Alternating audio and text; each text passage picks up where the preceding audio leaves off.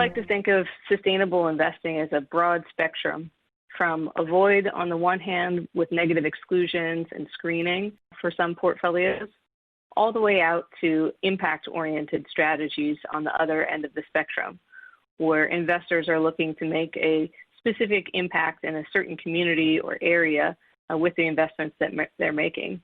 So there's definitely a continuum within this sustainable investing space. There are many different ways of executing and building an ESG or sustainably oriented portfolio. Some of those strategies could include best-in-class approach, where you're looking to utilize ESG scores to build portfolios that focus on higher scoring ESG issuers. Others are focused on specific sustainability themes like climate or gender.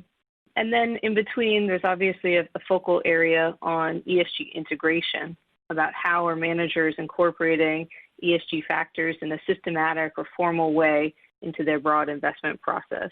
Our platform is composed of two key areas. The first is around ESG integration, and this is about how PIMCO is systematically incorporating material, environmental, and social factors into our broad investment process that touches the nearly $2 trillion of assets that we manage. In addition, we have built portfolios that are designed to achieve traditional PIMCO-style risk-adjusted return, but also achieve sustainability objectives. As a pillar of our ESG strategies, we engage with issuers across the fixed income universe.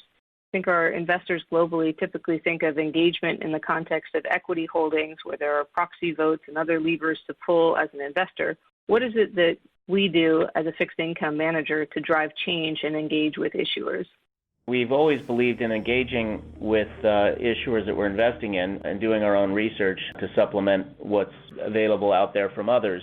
And it's a key part of our understanding of management's quality and of how they think about stress testing their business, and therefore how we should think as investors about the investment risks of investing with them. And so many times there's a constructive dialogue back and forth about what is best practice, maybe what others are doing in the peer group that we as investors and we think other investors would like to see, and they very much care about that. There's another way, though, and maybe even more direct way that we have influence, and that's many people forget that most bond issuers have to come back to the market quite frequently, and their ratings have a direct bearing on what it costs them in terms of debt servicing costs. And so they naturally care what investors think. They care what rating agencies think. Investors like ourselves are in touch with all the major rating agencies, and increasingly sustainability factors are having a bearing on what people used to just call the traditional ratings. Not to mention, there's more and more explicit ratings with respect to ESG risks out there, and much more attention paid to them.